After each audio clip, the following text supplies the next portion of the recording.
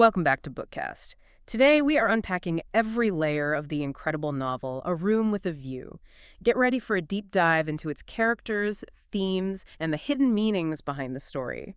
We've got a fantastic journey ahead of us through the sun-drenched streets of Florence and the quiet English countryside, exploring how E.M. Forster crafts this story about breaking free and, well, finding your authentic self. It's a truly beautiful day for this deep dive, and it's such a rich novel. On the surface, A Room with a View might just look like a charming Edwardian romance, but as we peel back the layers, we find it's actually a really profound exploration of societal constraints, personal freedom, and that often challenging, often messy search for authentic life. Yeah, messy is a good word for it sometimes. Definitely. And Forster, with his sort of deep humanistic impulse, he constantly reminds us of the complexity of connection. It echoes his famous epigraph from Howard's End, "Only connect." This novel really feels like a testament to that idea, that true connection isn't just about, polite conversation. It's about understanding the raw, sometimes uncomfortable truths within ourselves and within others. Absolutely. And those uncomfortable truths, they often bloom in really unexpected places, don't they? Our story and Lucy Honeychurch's whole journey, it really kicks off in Italy. So let's set the scene. Let's explore Florence and Lucy's first impressions. We'll start with I. Setting the scene, Florence and initial impressions, and specifically one, the Bertolini and the battle for a view. That's right there in chapter 1. Yeah, Forster just throws us right into this world of, polite discontent. We meet Lucy Honeychurch, our protagonist. She's quite timid at first, but you sense this yearning underneath. She arrives in Florence with her older cousin, Miss Charlotte Bartlett, who is, intensely conventional, the chaperone. Oh, definitely the chaperone. And right from the get-go, at the pension Bertolini, Charlotte is just simmering with dissatisfaction. She was promised these south-facing rooms, with a glorious view of the River Arno. But instead, they've been given these north-facing rooms looking into a, frankly, dreary courtyard. And it's not just the lack of a view, is it? Lucy herself kind of notices that with all the English guests around and the owner, the Signora, having this distinct Cockney accent, she feels like she might be in London. Exactly. It's a big early signal, isn't it? Even though she's in this amazing place, Florence, she's still stuck, trapped within English expectations, these rigid social circles. Charlotte's little huff about it being no business at all just perfectly sums up her worldview. Everything has to be in its proper place. It really does. That immediate frustration sets such an important tone. It highlights this feeling of being somewhere amazing, somewhere foreign and beautiful, but still feeling completely hemmed in by British propriety, by all these unspoken rules. Mm. Charlotte, clinging to what should be instead of just dealing with what is, becomes this sort of, almost comic, but ultimately really stifling force in Lucy's life. It's a clever way Forster sets up that central tension right away. And just as this sort of ordered, slightly grumpy English world is set up, boom, the first major disruption arrives. We meet Mr. Emerson and his son, George. And Mr. Emerson, he's described in really striking terms, an older guy, heavy build, with a fair shaven face and large eyes. Mm-hmm. But it's his directness, isn't it? His blunt, almost shocking honesty. That's what really sets him apart. To Charlotte's absolute horror, he just immediately offers to swap rooms. Their desirable south-facing rooms, the ones with the view, for Lucy and Charlotte's north-facing ones. Just like that. No preamble. None at all. Mm. And his reason is so simple, but it's completely unsettling to Miss Bartlett. He just says, women like looking at a view, men don't. Hmm. This unsolicited kindness delivered so plainly, it just flies in the face of all the genteel, indirect ways people were supposed to interact back then. It's not polite. It's not roundabout. It's just a statement and an offer. Yeah. And right there, you see the novel's main conflict starting to take shape. That clash between rigid Victorian social rules and this more, natural, honest way of living. It certainly does. Miss Bartlett is described as powerless in the presence of brutality. And for her, brutality just means blunt honesty. She immediately thinks the Emersons are ill-bred. But what's really fascinating and a huge clue about Lucy is her reaction inside. Even though she's timid, she feels this odd feeling that whenever these ill-bred tourists spoke, the contest widened and deepened till it dealt not with rooms and views, but with something quite different. What do you think the something quite different is? That she's sensing, maybe subconsciously? Oh, that's a great question. It goes right to the core of Lucy's journey, I think. Lucy's intuition. It's already picking up on the authenticity, the sort of raw truthfulness of the Emersons, even while her upbringing is screaming ill-bred at her. The something quite different is, I think, that clash between genuine human connection, real expression, versus the artificiality, the performative politeness of her own world. It's not just manners, it's a fundamental difference in how you approach life, truth, relationships. Forster's subtly showing us Lucy has this innate ability to see that difference, even if she's not ready to act on it yet. And just when things are maximally awkward, a familiar face shows up, a sort of calming presence, maybe. Mr. Beebe. He's a clergyman. Lucy and Charlotte knew back home in Tunbridge Wells. And surprise, surprise, he's actually moving to Summer Street, Lucy's home parish in England. Yeah, convenient. And Charlotte, of course, she's eager for an ally in her judgments. She immediately starts confiding in him about these peculiar Emersons, even asks if Mr. Emerson is a socialist. Which was quite the label back then. Oh, definitely. And Mr. Bede, with this slight twitching of the lips, which I love, it shows his quiet amusement, maybe his deeper understanding. He kind of accepts the label. But then he defends Mr. Emerson. He gives this really crucial insight into his character. He says he has the merit, if it is one, of saying exactly what he means. He has rooms he does not value, and he thinks you would value them. He no more thought of putting you under an obligation than he thought of being polite. Wow. And then he adds, it is so difficult to understand people who speak the truth.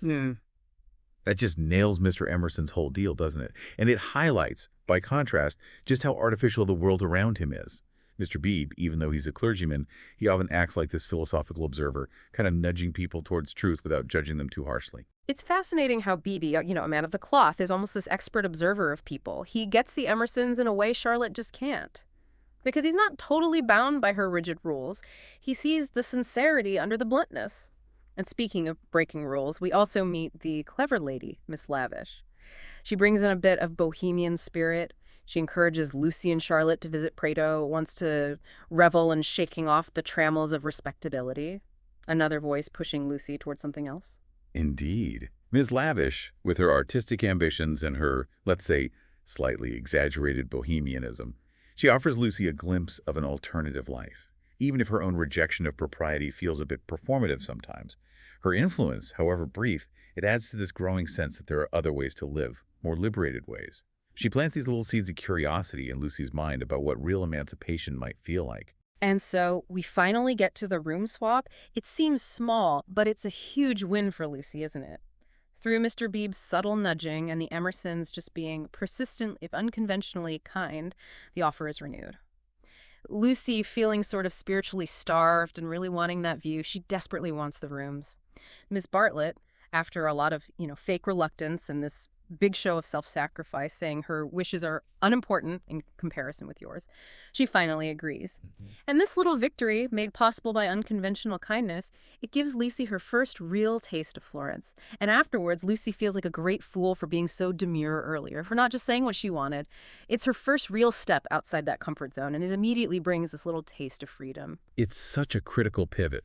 Literally, with the rooms, and symbolically too. Lucy's discomfort with her own demureness shows she's starting to see how artificial her upbringing is, the cost of suppressing her own wants. This room with a view, it's not just about the scenery, it's a symbolic opening to a different life, one where her senses wake up, where her spirit can start to breathe. It's an early, quiet win over Charlotte's restrictions and Lucy's own ingrained timidity. Right. And that opening, it just keeps widening as we move into the next part of Lucy's Italian awakening. So now we're into 2. Unconventional encounters and blossoming insights in Italy, specifically 2. Santa Croce and the search for true Italy, which is chapter 2.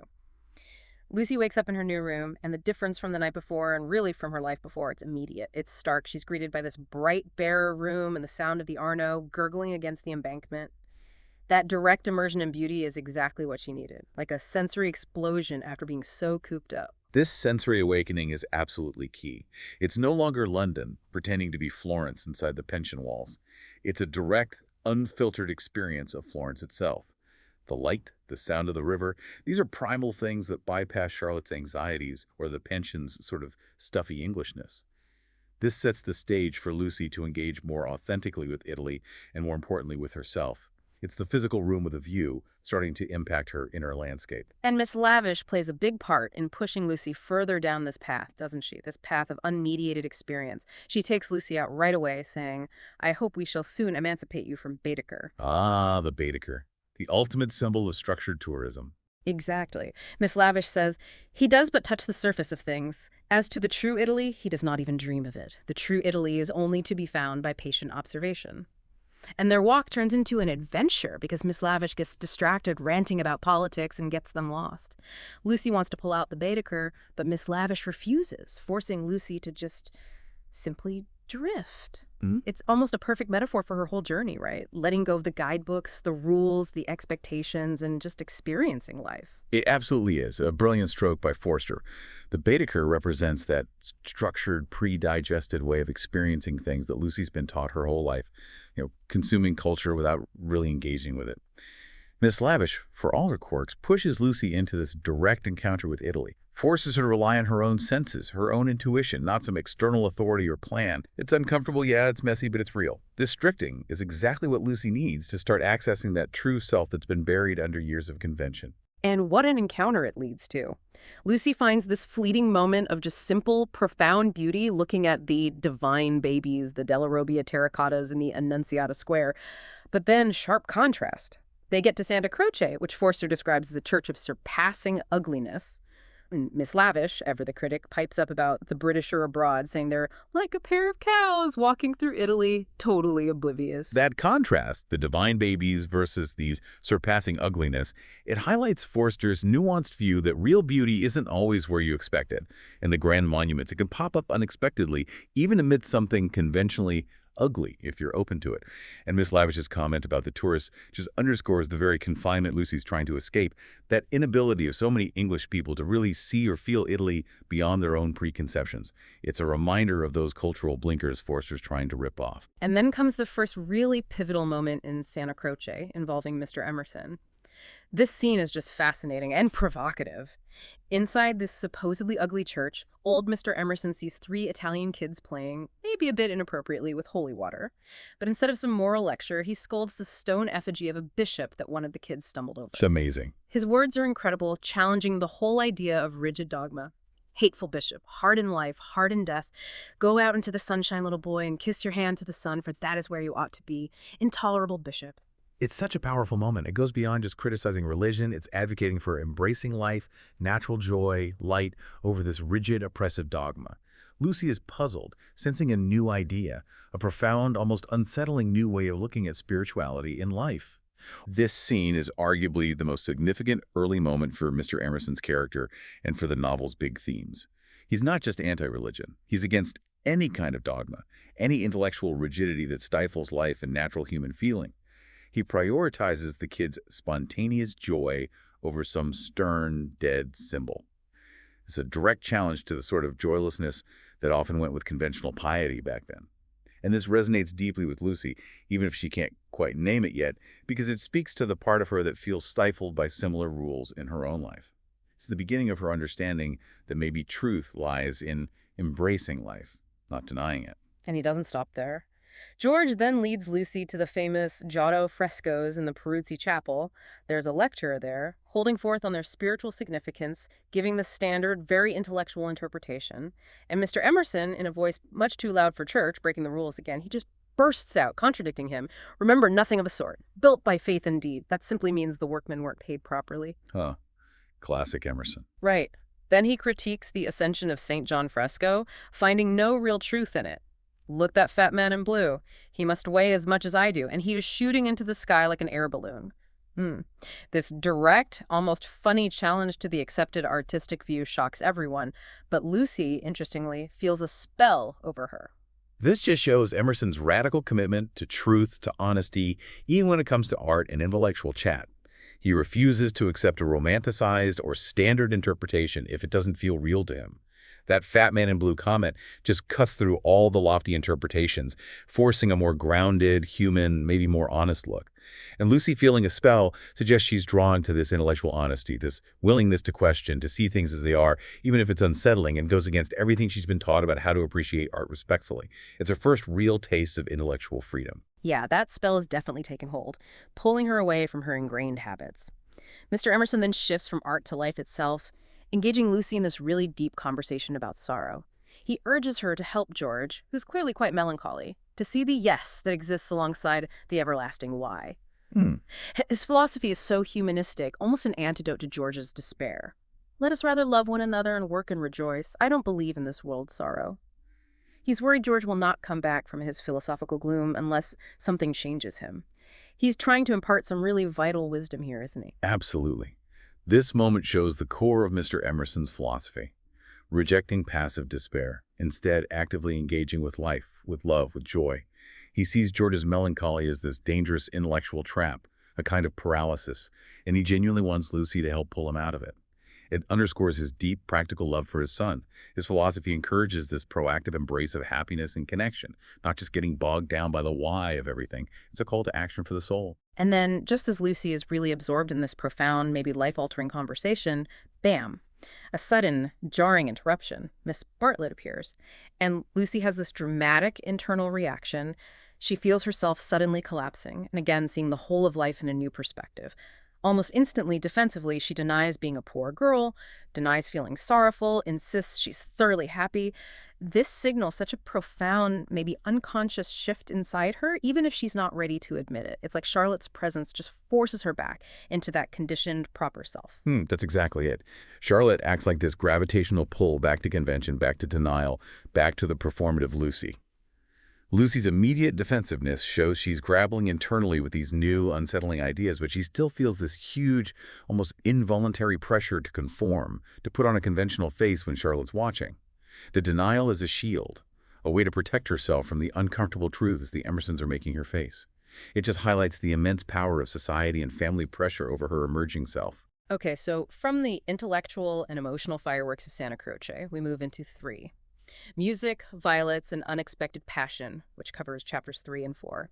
Here we get deeper into Lucy's true inner world through her music. The piano is her solid world where she's really free, neither rebel nor slave. She plays Beethoven's Opus 111, turning tragedy into triumph. It's like she can express all this raw, untamed passion through the keys, something she just can't do in her everyday life. This is such a crucial, subtle insight into the real Lucy. Her music is where her passion, her authenticity can just flow freely, without social rules or propriety getting in the way. And Mr. B, always the sharp observer, he notes this split. He makes this key prediction that really foreshadows her whole journey. If Miss Honeychurch ever takes to live as she plays, it will be very exciting both for us and for her. It hints at this immense, untamed potential inside her, locked away behind that conventional mask. It's a promise of a future where her inner and outer selves finally match up. But typically for Lucy's struggle, she just deflects this deep observation, brings the conversation back to her normal life, recounting how her mother disapproves of her getting excited about anything. Meanwhile, we learn a bit more about the enigmatic Miss Lavish and her writing ambitions. She and Miss Bartlett go off on their own expedition, which doesn't go so well.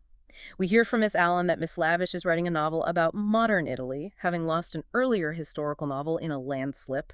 It's a nice little detail, shows her eccentricities. Yeah, it adds to the rich mix of secondary characters who, in their own ways, shed light on the novel's themes. Miss Lavish's writing, even if it's a bit absurd sometimes, reflects this desire for a more artistic, less conventional life. Yet, she often seems trapped in a kind of intellectual performance herself, still observing rather than truly living it.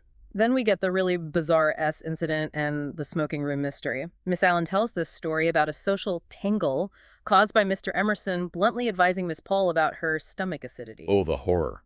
Mentioning Wow. stomach. Exactly. A word totally taboo in polite company. But Miss Lavish, surprisingly, was positively attracted by his mentioning S, seeing it as refreshing, plain speaking. She even tries to join the Emersons in the smoking room later, but comes back silently and plays patience. The narrator says, "No one knows. No one will ever know what happened." This weird little encounter just adds to the Emersons' unconventional mystique. Shows how Mr. Emerson's honesty can be both off-putting and weirdly compelling. This incident works almost like a social litmus test, doesn't it? Those who are genuinely open, who value honesty over polite euphemisms, they're drawn to Emerson's directness. While those bound by stricter rules are appalled. The mystery of the smoking room just reinforces the Emerson's outsider status, suggesting a level of communication that goes beyond surface politeness. It's a small moment, but it says a lot about character and social conditioning. And while all this is swirling around, Lucy's own discontent is growing. You can feel it. Despite Charlotte constantly disapproving, Lucy still finds the Emersons nice, genuinely interesting. And Lucy, feeling this new, almost unsettling discontent, decides to go out by herself. She wishes she would meet someone who reads me through and through. That longing for real connection, for someone to truly see her, it's a quiet but powerful current, signaling a deeper shift inside. This is a crucial turning point in her internal state. The intellectual insights from Florence are now becoming this deep, almost desperate desire for more authentic personal connection. She's searching for someone who really understands her, someone who can cut through the layers of her conventional upbringing and connect with that passion itself she only glimpses in her music.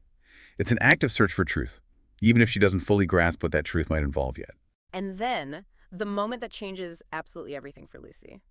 The Piazza Signoria stabbing and George's intervention. Lucy's looking around the bustling Piazza Signoria, maybe idly wishing for more to happen, for some real-life drama. And then it does. Two Italian men start arguing violently. One gets stabbed.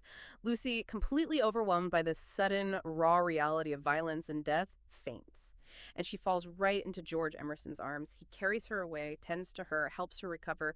This visceral, intensely physical encounter just shatters her sheltered life in the most dramatic way, forces her to confront brutal realities, life, death, and George's raw, unthinking response. This is the dramatic climax of her Florentine awakening, really. The crucible that changes her naive view of the world forever. The sudden, raw reality of death and passion forces her out of that carefully constructed, sheltered bubble. And George's immediate unthinking action, carrying her, dealing with the blood, disposing of the photographs, is such a powerful contrast to the kind of fussy British chivalry that might have made a polite spectacle of it. It's direct, physical, profoundly real. Strips away all the pretense. It's not just a man dying, it's the death of Lucy's innocence and maybe the rebirth of George. After the stabbing, George handles Lucy with this bracing directness. He gets rid of her new photos because they're covered with blood. And he explains why, not with sentimentality, but with startling clarity. For something tremendous has happened. I must face it without getting muddled. It isn't exactly that a man has died. It highlights George's own profound, almost existential confrontation with reality, with his own despair. Lucy is struck by his lack of conventional chivalry, he remembers holding her. Doesn't look away, speaks plainly, but she acknowledges his truthfulness, his kindness. And then George cryptically says, I shall probably want to live. What a statement after seeing that. Suggests a transformation in him, too. This is George's pivotal moment, too. A kind of spiritual resurrection. The death isn't just physical, it's symbolic. It clarifies his own philosophical despair, his nihilism. His words suggest that the intensity of it all, and especially his physical and emotional connection with Lucy in that raw moment, has reawakened his basic will to live. His lack of chivalry is actually a form of deep respect for her experience. He doesn't try to shield her from the truth, but shares it. It's an honest, unvarnished human connection, so different from the polite fiction she's used to. Okay, from that intense Florentine drama, we switch back to England, and the contrast couldn't be sharper. We're now in third, returning home. Engagements, expectations, and further revelations, starting with 4. Florence's aftermath and English conventionality, which is chapter 5. Back home, Charlotte immediately minimizes the whole stabbing incident, calls it merely Lucy's adventure, and focuses instead on her own trivial run-in with customs officials. Lucy finds Charlotte's stifling conventionality just incredibly tiresome now, almost unbearable after tasting something real. This immediately shows how deeply ingrained Charlotte's conventionality is. She instinctively downplays anything that challenges her tidy worldview, even a murder in a piazza. Lucy's profound irritation shows how much her perceptions have shifted. It's such a stark contrast to the raw emotion and truth she experienced in Italy. It underscores how her perspective has irrevocably changed. The English muddle, as Forster calls it, politeness over truth, is immediately back in force. Lucy, trying to get a grip on her feelings, tries to avoid George. She feels this sense of wickedness about their shared, intense experience by the river. It's not really about George himself, but about her own awakened desires, which feel unsettling. Each time she avoids him, it becomes more imperative to avoid him again, even though she doesn't actually dislike him. It's her trying to put the genie back in the bottle, isn't it? To rebuild those internal walls. Yeah. Precisely. This is Lucy retreating into what she thinks is safety. The sense of wickedness isn't about George. It's about the unsettling nature of her own awakened feelings, the disruption to her predictable world. Her avoidance is this self-imposed barrier, a desperate attempt to protect herself from more uncomfortable truths, from the intense feelings George brings up. She's trying to suppress that authentic self Italy started to unlock. And right on cue, Miss Lavish, with her artistic pretensions, immediately grabs onto the murder as material for her novel. crudely replaces the 5 franc note involved in the original argument with a young lady to, quote, raise the tone of the tragedy. Lucy flatly refuses to give her details, finding this exploitation of a real traumatic event just shameless. It really shows the difference between real human experience and just superficially using it for art or social points. It does. Miss Lavish, despite her bohemian claims, is still manipulating reality, a superficial observer. She prioritizes a good story over the authenticity of human experience. It's a sharp contrast to George's honest grappling with the event and Lucy's own deep, unsettling encounter. It's a satirical jab at people who try to co-opt real drama for their own ends, rather than truly engaging with what it means. The English chaplain, Mr. Eager, also makes his presence felt, showing off a particularly nasty kind of snobbery. He looks down on ordinary tourists, contrasting them with residents who he claims really understand Florence. And he reveals Mr. Emerson's low-class background, son of a laborer and mechanic, writing for the socialistic press, adding that Mr. Emerson made an advantageous marriage. Mr. Eager even admits, quite dismissively, that he snubbed him back in Santa Croce. Pure class prejudice, thinly disguised as concern for social order. This scene just lays bare the hypocrisy and rigid class system governing so much of British society, especially when they were abroad. Mr. Eager's snobbery is all about maintaining hierarchy, judging people on surface things like wealth or breeding, not character. It's the polar opposite of Mr. Emerson's disregard for those distinctions. And the mention of Mr. Emerson's past, especially the advantageous marriage, subtly plants the seed of suspicion that gets addressed later. Adds a bit of intrigue about how he got his money. Then we have the Fiesole Drive, a really pivotal scene, a true collision of worlds. Mr. Beebe, with his usual gentle prodding, trying to create happy memories, expands a carriage party to Fiesole. He includes the Emersons and Miss Lavish, much to Mr. Eager's intense annoyance. The drive quickly exposes all these tensions. The driver, Fison, and his sister Persephone show open, uninhibited affection for each other, which shocks Mr. Eager and the more conventional folks. Another instance of Italy's freeing influence clashing with English repression. This drive works like a powerful mini-version of the novel's main conflict. The natural, uninhibited affection between Phaethon and Persephone, their easy physicality, their joy, clashes dramatically with the repressed, judgmental attitudes of characters like Eager. Forster uses this scene to highlight the fundamental difference between a society that stifles natural impulse and one that, even briefly, lets it bloom. It sets the stage for what happens next. And what happens next is Mr. Emerson, again, stepping in to defend what he sees as sacred. Mr. Emerson defends love against convention. When Phaethon kisses Persephone, Mr. Eager is predictably outraged, demands they be separated, calls it vulgar. But Mr. Emerson steps in, passionately defending their simple happiness. Do we find happiness so often that we should turn it off the box when it happens to sit there? It's more like sacrilege than anything I know. He quotes the poet Lorenzo, "Don't go fighting against the spring," arguing that condemning love in people while praising spring in nature is just hypocrisy. This is Mr. Emerson at his most eloquent, his most profound. A true sage of human nature, championing vitality over stifling rules. Absolutely. This is the heart of his humanistic philosophy and a profound statement from Forster himself. Mr. Emerson sees love and natural human expression as sacred, something to be embraced, nurtured, not suppressed by artificial rules or dogma. The connection he makes between spring in nature and spring in man is this powerful argument for integrating human passion with the natural world, not seeing it as shameful or separate. It's a direct challenge to that Victorian prudery that permeated English society and often twisted genuine human connection. He's articulating this philosophy of embodied existence, where spiritual and physical joy are intertwined. After this powerful defense, Lucy herself has this moment of profound, quiet liberation. The group splits up.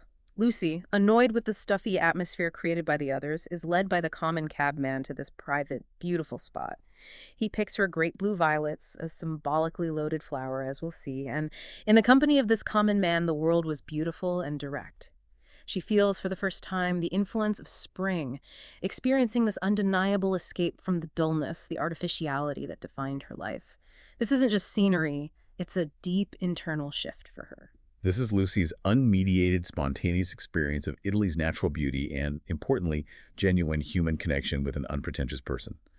The cabman, a common man, way outside her usual social circle, offers her simple kindness and access to pure beauty, which resonates much more deeply than the manufactured tourist experiences or Mr. Eager's snobbery. The influence of spring is a metaphor for a true awakening of her senses, her spirit, a blossoming that mirrors the natural world around her. She's finally breathing freely, And then, the moment everyone remembers. The culmination of this Florentine awakening, the kiss in the violets. Lucy, entranced by the beauty and this newfound freedom, falls onto a hidden terrace covered with violets from end to end. Light and beauty enveloped her, a sensory and spiritual immersion. George Emerson appears looking at her as one who had fallen out of heaven, a celestial vision for him. He steps forward and without a word, kisses her, but before she can really react, before the moment can settle, Miss Bartlett's voice cuts through the air. Lucy, Lucy, Lucy, shattering the spell. It's such a beautifully cinematic scene, a spontaneous combustion of passion and nature, brutally cut short by the ever-present hand of convention, of social policing. This is the dramatic, sensual climax of Lucy's Florentine awakening. The setting, just saturated with natural beauty and symbolism, those violets meaning modesty, but also passion, remembrance, creates the perfect backdrop for this spontaneous burst of raw emotion and connection. George's actions are direct, passionate, embodying the truth and uninhibited natural impulse Mr. Emerson champions. Miss Bartlett's interruption is, of course, that harsh, jarring return to the rigid, rule-bound world of English propriety. But the moment has already happened. It has irrevocably changed Lucy, created this rupture in her carefully built internal world that can't be easily fixed. The kiss, however brief, has imprinted itself on her soul. Okay, from that passionate, interrupted embrace among the violets, we are suddenly back in England, back to the seemingly safe, conventional world waiting for Lucy. We shift into 5. The engagement and unsettling truth, covering chapters 9 and 10. The immediate aftermath of the kiss is described as groping and bewilderment. Forster humorously blames Pan, the little god who presides over social contretemps, for the chaotic energy. Lucy, still in shock, trying to process this overwhelming feeling, confesses to Charlotte, "I thought I was developing," and slipped into those violets. Charlotte, with what Forster calls a certain amount of insight, but it feels more manipulative than empathetic, draws her cousin close. Lucy instinctively feels Charlotte's subtle manipulation, this unspoken suggestion of a cheerless, loveless world that she must accept. It makes Lucy feel this overwhelming pressure to deny her true feelings, deny the impact of the kiss. This internal struggle is key, and Forster shows us Lucy caught between that burgeoning, authentic self she glimpsed in Italy and the pervasive, insidious influence of Charlotte. Charlotte subtly but effectively encourages her to repress her real emotions. Charlotte's insight isn't about understanding Lucy.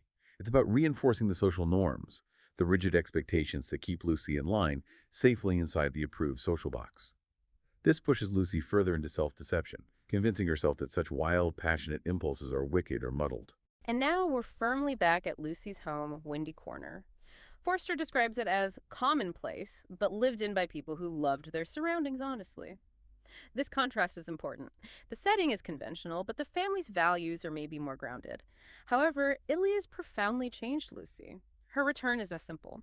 She sees social barriers as less important now, feels there was no one whom she might not get to like, which is a huge change from her earlier, closed-off circle of rich, pleasant people. Forster tells us Italy offered her the most priceless of all possessions, her own soul. That's critical. She's gained this new capacity for empathy, for connection beyond class. This is a really critical development. Lucy's return isn't just going back to the old life. Her perceptions have irrevocably shifted. She's seen beyond the rigid social structures she grew up in, recognizes that genuine connection, human decency, can exist outside of class and breeding. Acquiring her own soul is the profound takeaway from Italy. This newfound inner landscape of self-awareness, of potential, even if she's not ready to fully embrace it yet. She's no longer just an observer, she's a participant in this profound drama of self-discovery. It's here that Cecil Vyse is formally introduced, or reintroduced, as her suitor. And he's described in terms that immediately show his rigid, almost lifeless nature, medieval, like a Gothic statue, embodying self-consciousness and asceticism, which subtly implies this celibacy of spirit, if not body. Yeah. He sees Lucy as this detached intellectual object, a woman of Leonardo da Vinci's whom we love not so much for herself as for the things that she will not tell us. He cherishes her wonderful reticence, her mystery. It's devastatingly clear Cecil has this idealized, intellectualized view of Lucy that has almost nothing to do with her true, burgeoning, increasingly passionate self. He loves the idea of her, not the reality. Cecil represents the intellectualized life over the felt life. He wants to possess Lucy like an art object, a mystery to admire from afar, rather than engaging with her as a complex living human being with her own desires and inner turmoil. His asceticism, his Gothic nature, are direct contrasts to the life-affirming sensuality and earthy passion George represents. Forster's descriptions here are incredibly precise, signaling right away that Cecil is Lucy's opposite, a symbol of the intellectual repression she needs to escape. He's drawn to her precisely because she doesn't express herself, which matches his own inability to truly connect. And despite this fundamental disconnect, the third proposal happens. And Lucy, driven by social expectation and her own fear of those intense, improper feelings for George, accepts.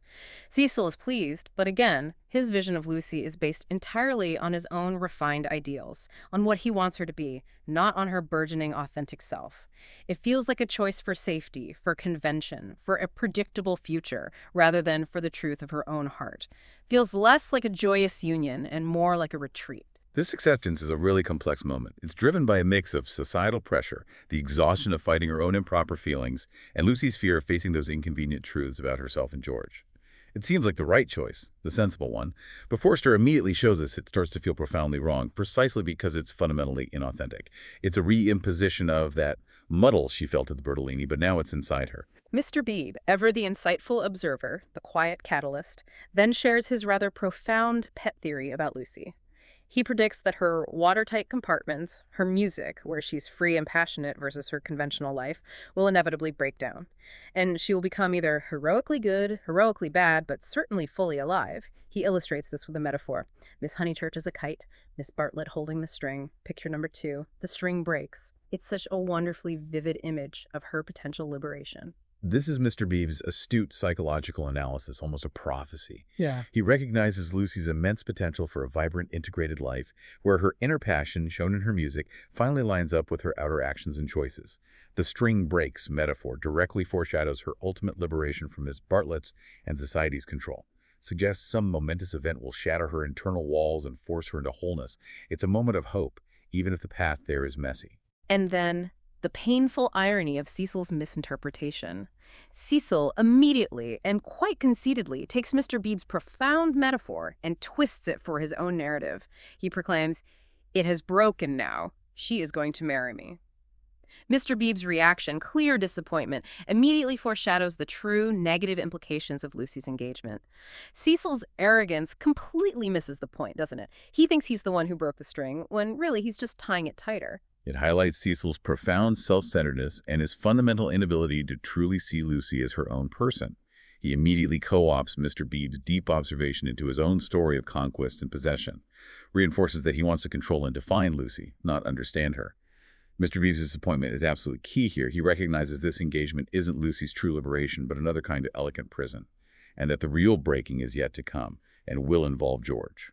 We see more of Cecil's misinterpretation and his subtly controlling nature back at Windy Corner.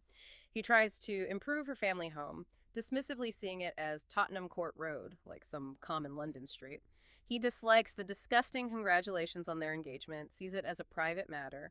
He claims he wants to remove barriers, but ironically, he can't see Lucy's own inner struggle or her deep desire for real equality in a relationship, not some feudal protection. He tries to reshape everything around his own refined, rather sterile ideals, instead of embracing the warmth and honesty of the Honeychurch home. This vividly shows Cecil's intellectual snobbery and his fundamental disconnect from the practical, honest, warm life of the Honeychurches. He wants to impose his refined taste, but in doing so, he fails to see the real value in their commonplace life and inadvertently suffocates Lucy's spirit. His desire to remove barriers is indeed ironic, as he himself creates new, more subtle, and ultimately more stifling barriers through his attempts to control, define, and intellectualize Lucy into his own ideal version. He's tearing down one kind of barrier only to build another, far more insidious one. In a flash of raw, unfiltered emotion, Lucy expresses intense dislike for Mr. Eager, calls him a snob and a hypocrite. And she recalls quite specifically his false accusation that Mr. Emerson had murdered his wife. An intriguing detail that hints at a deeper, darker story to come and shows Lucy's growing moral clarity. This is significant because it's Lucy, for the first time, really voicing her genuine disapproval, breaking from her usual polite acceptance of authority. This moment is indeed significant because Lucy is expressing genuine, unfiltered dislike and judgment, breaking from her usual demure politeness. It's a sign of her emerging independent judgment, a direct result of her Italy experiences. And the mention of Mr. Eager's slander about Mr. Emerson's wife is a subtle but incredibly important detail. It adds complexity, a hint of tragedy, to Mr. Emerson's character, sets up a future revelation that will profoundly impact Lucy's understanding of him and George. Forster is weaving these threads together to reveal deeper truths. And then, the scene that perhaps most powerfully contrasts Cecil's intellectual approach to intimacy with George's spontaneous passion. Cecil's failed kiss in England. Cecil tries to kiss Lucy by a pool in England. He's imitating what he thinks is manly behavior, something he's maybe read about or seen. It's an undeniable failure. As Forster says, passion should believe itself irresistible, should never ask for leave where there is a right-of-way. Cecil, with surprising self-awareness, reflects on his inability to act like any laborer or navvy, meaning he can't act on raw instinct or real passion. This scene just perfectly captures his detachment from true human connection. This is a truly crucial scene. Underscores Cecil's fundamental inability to connect physically, emotionally, despite his intellectual understanding of love. His attempt at a kiss is calculated, a performance, almost a clinical experiment, not an authentic overflow of spontaneous passion. He intellectualizes even intimacy, thinking about how a laborer or navvy would act, highlighting his profound class-bound detachment from genuine, uninhibited human expression. It's awkward, forced, utterly lacking the vibrant natural energy of the kiss and the violets. This failure speaks volumes about the futility of their engagement. And right after this failed, sterile attempt at intimacy, Lucy reveals a significant secret to Cecil, one that's weighed on her since Florence. The old man's name was Emerson, not Harris, a small but profound lie she'd told earlier. Forster calls this correction the most intimate conversation they had ever had, which devastatingly highlights Cecil's oblivious nature to her true inner turmoil, the immense weight of this seemingly minor confession. He just doesn't grasp the significance of her admitting this truth. This is deeply ironic and powerfully tragic. Lucy, struggling for authenticity, trying to bridge the gap between them, attempts to share a truth that's weighed heavily on her.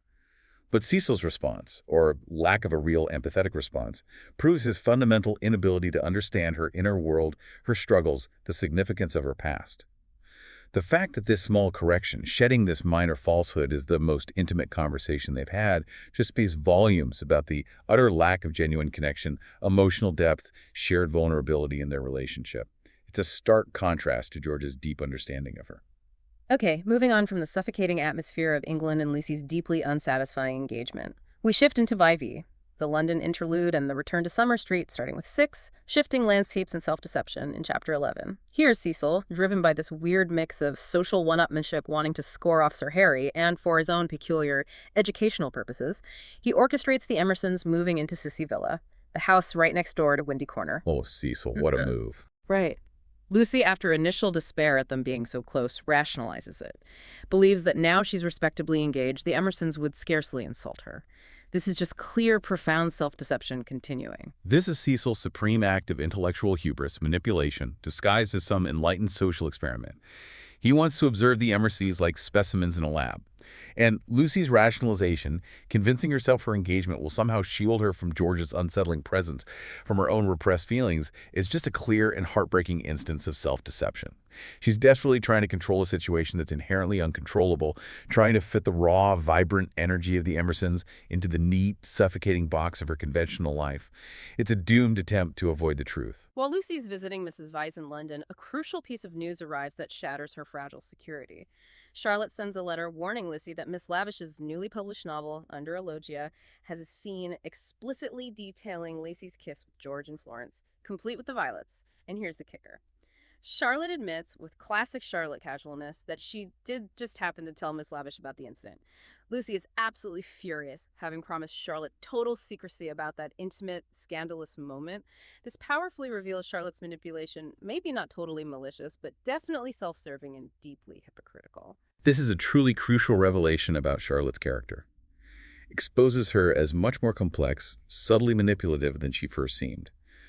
Her "did just happen" is such a thinly veiled excuse for her deliberate interference, whether conscious or subconscious, in Lucy's destiny. The public exposure of Lucy's private, passionate moment, now sensationalized in a novel, forces a crisis. Drives Lucy towards the confrontation she's been desperately avoiding. It's a moment of profound betrayal, forcing Lucy to confront not just Charlotte's duplicity, but the consequences of her own secrets. The weight of the secret, now out there for public consumption, makes it impossible for Lucy to tell Cecil about the scene in the novel. Her body behaves so ridiculously just thinking about it. The secret has grown from a potentially manageable little thing into a great thing, precisely because she let it fester through dishonesty, through avoidance. Shows the corrosive power of self-deception, the consequences of running from uncomfortable truths. The longer she denies it, the bigger it looms. The inability to speak the truth, even a seemingly small truth, grows into this insurmountable physical barrier for Lucy.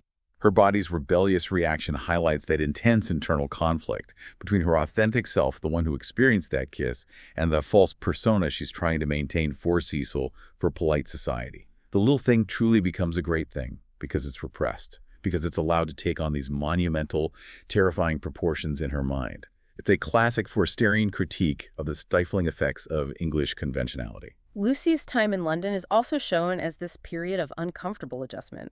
She starts to see the beloved pension Bertolini, even her own home, Windy Corner, as crude, feels increasingly estranged from her past, from her roots. This subtle shift is largely Cecil's influence, isn't it? Pushing her towards his refined, intellectualized, but ultimately sterile London world. London, especially Mrs. Vyse's well-appointed flat and their intellectual social circle, represents a different kind of confinement for Lucy. A highly refined intellectualism that, while maybe stimulating on the surface, ultimately dampens genuine emotion, spontaneity. Lucy's feeling of estrangement shows she's losing touch with her roots, with the honest simplicity of Windy Corner. But it also signals she's maybe unsuited for this new detached world Cecil wants her in. She's caught between two worlds, belonging fully to neither. We see this internal struggle vividly in her music choices. Lucy plays Schumann at a London dinner party, pointedly resisting Cecil's demand for Beethoven, which he prefers. Mrs. Vyse wants Lucy to purge off the Honeychurch taint, shed her provinciality, while Cecil, despite preferring Beethoven, still thinks Italy gave Lucy subtlety. This musical choice is deeply symbolic, isn't it? Reflects her internal discord. It's a perfect symbolic representation of Lucy's inner state. Schumann, with its querulous beauty, a certain sadness of the incomplete, directly reflects Lucy's current state of internal discord, her struggle to integrate her passionate inner self with her constrained outer life. Beethoven, as Mr. Beeg noted earlier, represents triumph, wholeness, the complete expression of passion. Cecil and Mrs. Vyse wanting her to purge off the Honeychurch taint is their explicit attempt to strip her of her natural, spontaneous, commonplace self and mold her into their ideal of a refined London woman, a mere intellectual ornament. But her choice of Schumann shows her spirit still resists, even as she tries to conform. Now, on to Seville, the revelation of truth and breaking points, covering chapters 12 through 15. This is where Lucy's self-deception really starts to crumble under the weight of inescapable truth. The Emersons arrive at Sissy Villa right next door, and Mr. Emerson's unconventional wisdom is immediately on display with an inscription on his wardrobe. Mistrust all enterprises that require new clothes. Simple statement, yet profound in its rejection of superficiality. This inscription is like a manifesto for Mr. Emerson's philosophy of authenticity, simplicity. It's a direct critique of the superficiality of appearances, the endless pursuit of stuff, the performative nature of so much of English society. It's a direct challenge to the very society Lucy and Cecil inhabit. A constant, subtle reminder that true value lies within, not in external trappings. It's a call to strip away the unnecessary. Mr. Emerson continues expressing his philosophy. Talks about the Garden of Eden not as some lost paradise, but as something really yet to come, which we shall enter when we no longer despise our bodies. Unquote. He encourages George and Freddie Honeychurch to go bathing, urging them to discover nature and thereby attain simplicity. He truly believes in returning to a more natural, uninhibited state where the physical and spiritual are integrated, not separated and repressed. This is a radical, almost pagan vision of spiritual fulfillment, human liberation through embracing the physical self, embracing nature. It directly contrasts with the pervasive Victorian repression of the body, of emotion, which Forster saw as stifling genuine human connection. It sets the stage for the spontaneous, exhilarating, and deeply significant act that follows a moment of pure, unadulterated joy that challenges every social convention. And that act is one of the most memorable scenes in the whole novel. Embodies pure freedom, primal connection. The naked bathe, George, Freddie, and even Mr. Beebe spontaneously decide to swim naked in a pond. The description is just pure, uninhibited joy, a burst of primal energy. All the forces of youth burst out.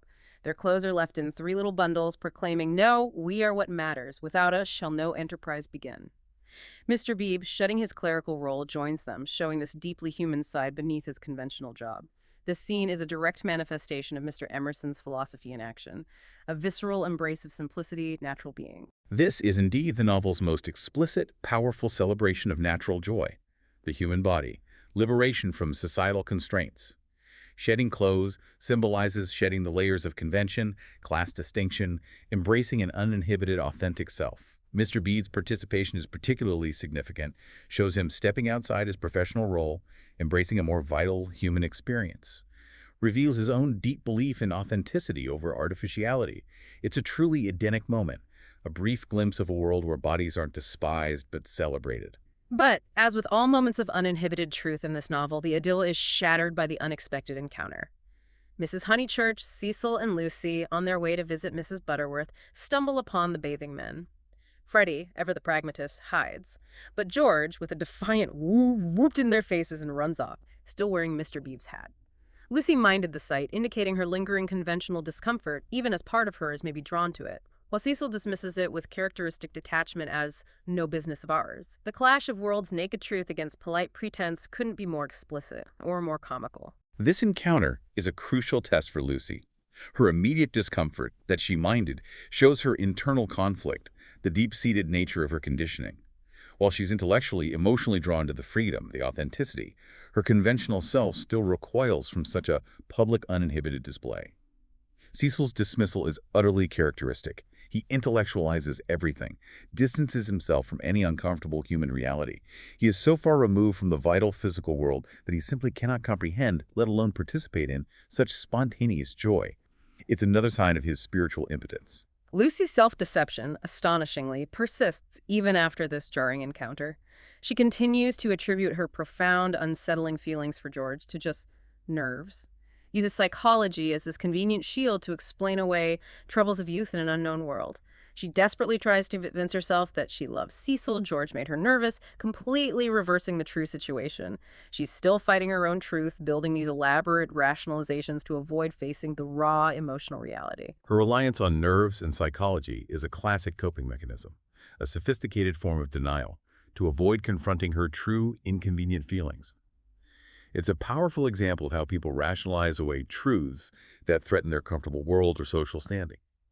Forster's narrator explicitly tells us that a discerning reader would find it obvious she loves George, highlighting just how deep Lucy's self-deception has become. She's constructing a reality she wants to be true, rather than accepting what is true. And then the truth bomb drops. Largely orchestrated by Charlotte's subtle moves with Miss Lavish's novel Under a Loggia is discovered. Miss Bartlett finds Miss Lavish's novel at Windy Corner and, to Lucy's horror, recognizes the unmistakable description of the Florence kiss between the hero and heroine, including the violence.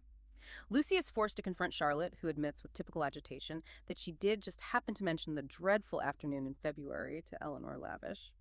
Lucy accuses Charlotte of profound betrayal as she had promised absolute secrecy. Lucy is now convinced Charlotte orchestrated this, wanting her to speak to George, pushing her towards the confrontation she's been avoiding. This moment really confirms Charlotte's manipulative streak, whether truly malicious or just misguided. This is the culmination of Charlotte's subtle, maybe even subconscious manipulations. The "did just happen" is such a thinly veiled, almost comically transparent excuse for her deliberate interference. The public exposure of Lucy's private, passionate moment, now fictionalized and sensationalized, forces a true crisis.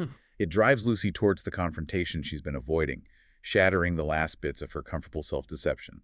Charlotte's actions, whether consciously manipulative or a feeble muddle, born of her own anxieties and desires for Lucy's future, serve to inexorably push Lucy towards George, towards a reckoning with her true feelings. Forced by Charlotte's subtle moves and the public exposure of her secret, Lucy resolves to speak to George herself.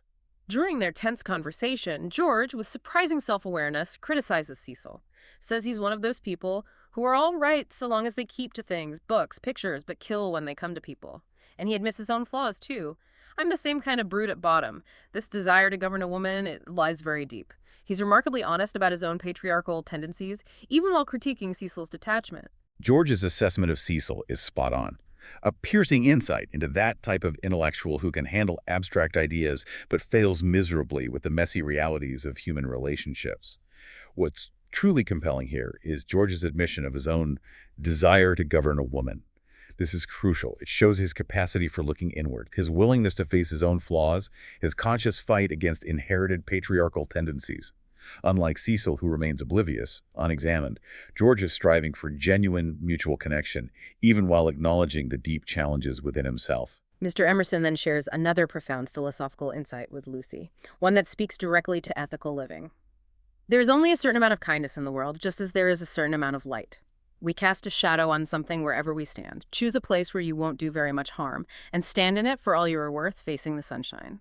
This isn't just abstract philosophy, it's a practical guide for living a truthful, impactful life. This philosophy encourages intentional living, ethical responsibility. It's a pragmatic call to conscious action, not passive acceptance of fate. Facing the sunshine means embracing truth, light, authenticity, even if it means acknowledging the shadows you inevitably cast just by existing. It's a proactive, deeply humanistic approach to navigating the complexities of human interaction, the consequences of your choices, urging Lucy to choose a life that radiates positive influence, that does not do much harm. And then, the moment of undeniable truth. The second, even more potent kiss that seals Lucy's fate. The kiss in the shrubbery. As Cecil, completely oblivious to the dramatic irony, reads aloud from Miss Lavish's Under a Loggia, detailing the hero, Antonio, folding the heroine, Leonora, in his manly arms on a violet-carpeted bank in Florence, a direct sensationalized account of Lucy's own suppressed experience. George, listening intently, blunders against Lucy in the narrow shrubbery path and kisses her for a second time. This reenactment of the novel scene, triggered by Cecil's reading, is such a powerful, almost fated moment. It's like the universe, or Forster's narrative hand, is conspiring to bring them together, forcing Lucy to confront the raw truth of her feelings. This is a moment of profound cosmic irony, inescapable destiny. The artificial literary depiction of the kiss, read by the utterly oblivious Cecil, becomes the catalyst for the real, spontaneous, utterly undeniable kiss. George's blunder feels less accidental and more like this irresistible force of passion and truth, a primal connection breaking through all the layers of pretense. It forces Lucy to confront the reality of her feelings, despite all her desperate efforts to suppress them. The repetition of the violet motif, the specific location, it's a powerful echo that binds them, proves that the heart can't be reasoned with or denied, and that destiny has a way of asserting itself, even through the most unexpected means. Okay, we move into V consequences and choosing one's own path, starting with 8. The engagement breaks and deeper confessions in Chapter 16. After that second electrifying kiss, Lucy immediately retreats, tries to stifle her overwhelming emotions, desperately trying to regain control. The conflict inside her is stark. It's between the real and the pretended, and in a heartbreaking moment of self-preservation, Lucy chooses falsehood. Convinces herself George is nothing to her. The kiss meant nothing. She's still fighting her own truth, clinging to the safety of lies. Her immediate reaction is a heartbreaking return to denial, an attempt to armor herself with falsehood against the overwhelming reality of her feelings. This internal battle is Lucy's ultimate test. Will she choose the comfortable pretense of her engagement to Cecil, or the difficult, messy, but ultimately liberating truth of her love for George?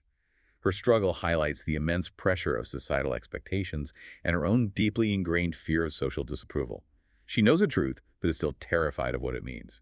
But George, with his persistent, unwavering directness, won't let her deny it for long. George's passionate plea follows quickly. George finds Lucy and passionately declares his love, not with flowery words, but with this profound understanding of her emerging self. I want you to have your own thoughts, even when I hold you in my arms. He tells her he has cared for you since that man died, referring to the stabbing incident, and has been into the dark, pleading for her to understand the depth of his feelings, his journey. Lucy, despite the raw intensity of his words, manages to stay commendably calm, trying to dismiss him. His declaration is so powerful, so vulnerable, contrasting sharply with her cool, almost defensive self-repression. George's plea is a direct, unfiltered appeal for authentic connection, mutual respect. His desire for Lucy to have your own thoughts is the absolute opposite of Cecil's need to control and define her. It's a call for true partnership. His reference to having been into the dark hints at his own past suffering, his deep emotional understanding of the human condition. Makes his love for Lucy rooted in this shared experience of profound reality. Lucy's commendably calm exterior, as the narrator notes, is a chilling sign of her extreme internal struggle, her desperate self-repression. She's building walls, even as he tries to break them down with pure, unvarnished truth. Later that same day, the seemingly minor thing that proves to be the last straw and leads to the broken engagement. Cecil refuses to play tennis, states dismissively he's no athlete, no good for anything but books. This seemingly minor petulant act is the last straw for Lucy. She sees Cecil for what he truly is, absolutely intolerable, disconnected from physical life, from simple joy from her. And that same evening, empowered by this realization and the lingering truth of George's kiss, she decisively breaks off their engagement. It's not the kiss, but Cecil's utter lack of vitality, his intellectual impotence, that finally pushes her over the edge. This moment perfectly shows the cumulative effect of small discontents when you're living a false life.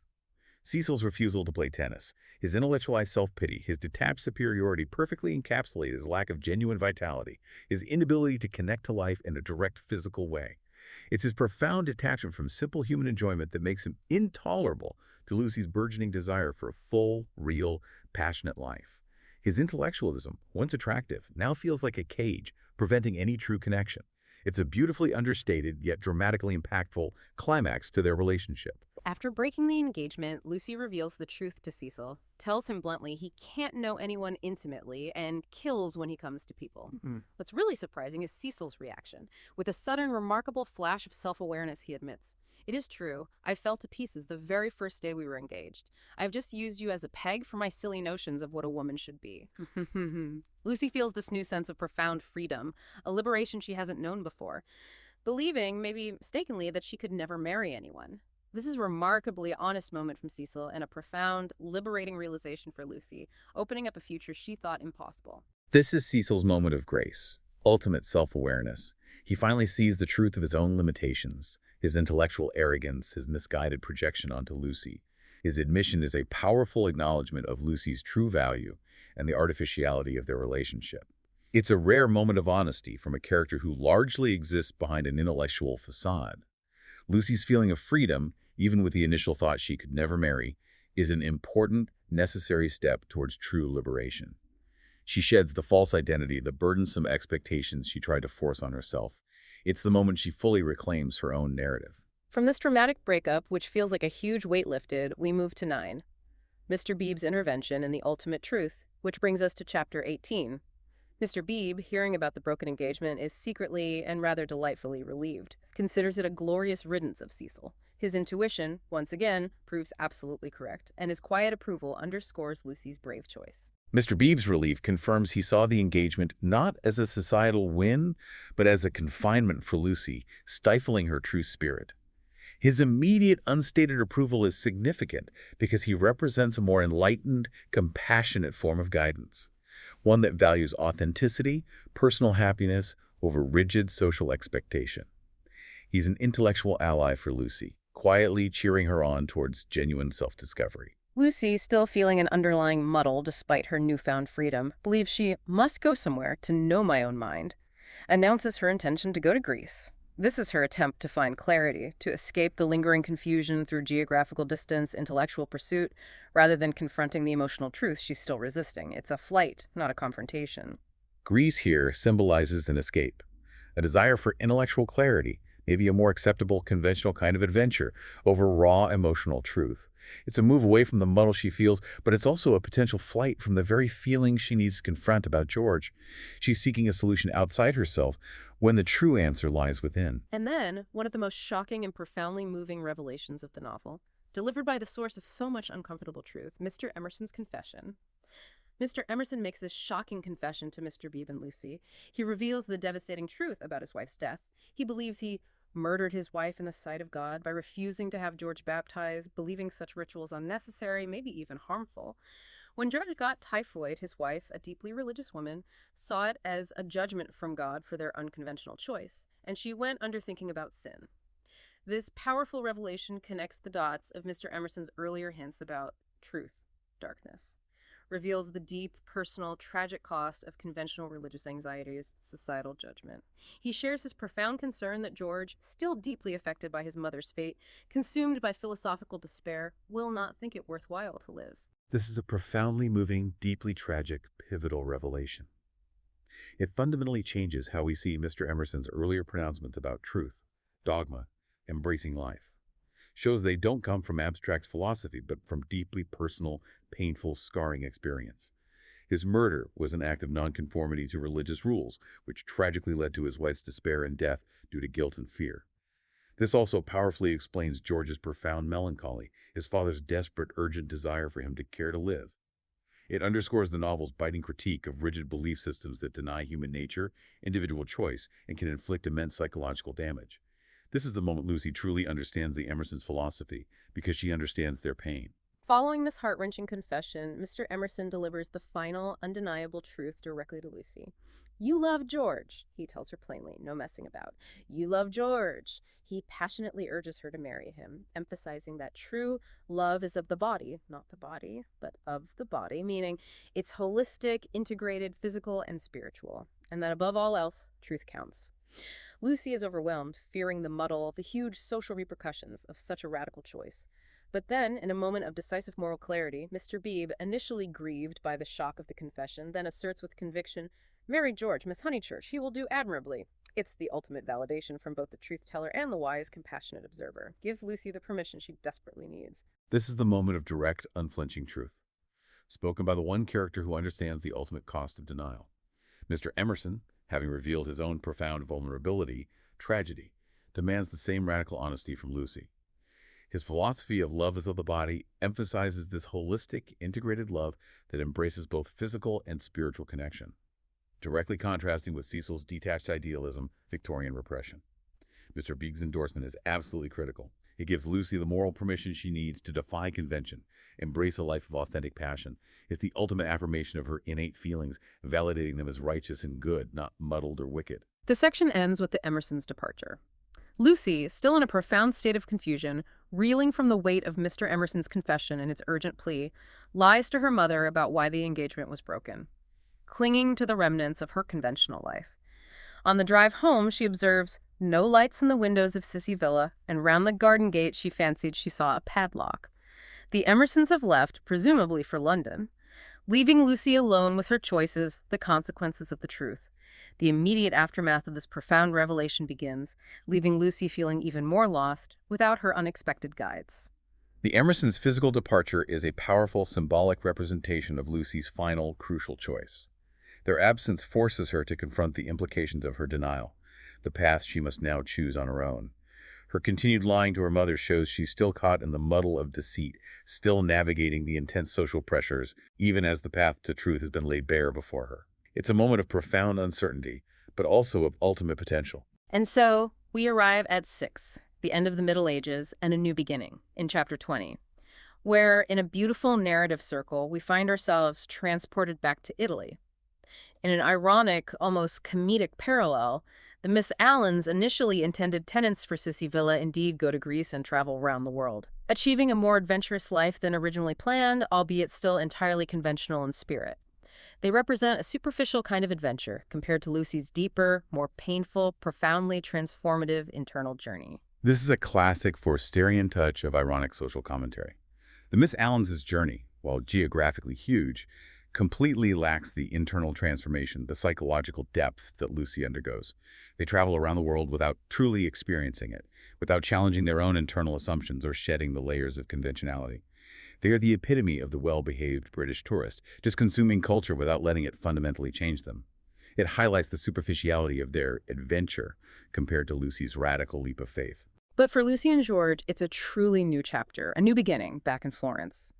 They are now married and living in the south-facing room with a view. The very same room that began Lucy's Florentine journey set her on this path of discovery. It's a beautiful, poignant, full circle, symbolizing her ultimate embrace of authenticity, love, light. This circular return to the room with a view is highly symbolic of Lucy's ultimate embrace of authenticity, integrated love.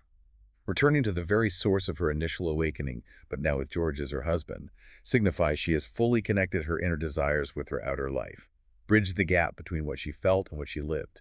It's a powerful image of reconciliation fulfillment, a testament to choosing truth over comfort. Despite their newfound happiness, their profound connection, Lucy still carries the bitterness of her family's disapproval. The Honeychurches have not forgiven them for their unconventional union. Freddie's letter still refers to their marriage as an elopement, a scandalous act. This reminds us that choosing truth, pursuing genuine love, often comes at a significant social cost, even if it's the right choice for personal happiness. This is a crucial grounding in reality. While personal liberation is paramount, Forster reminds us it often comes with very real, painful social consequences. Lucy has found her truth, but her family, still bound by convention, the dictates of English society, sees it as a transgression, a social failure. It underscores the profound difficulty of breaking free from established norms, the courage it requires to live an authentic life, even when faced with being ostracized. Lucy then reflects on Charlotte's subtle, perhaps unconscious, but ultimately pivotal role in her destiny. She questions whether Charlotte's actions, like telling Miss Lavish about the kiss or muddling things more broadly, were a feeble muddle at the last moment, or if she meant it, a deliberate, if unspoken, push towards George. George, ever direct, insists Charlotte did see his father at the rectory that pivotal evening, suggesting Charlotte might have intentionally allowed the muddle that ultimately led Lucy to George. It adds another fascinating layer to Charlotte's complex character, doesn't it?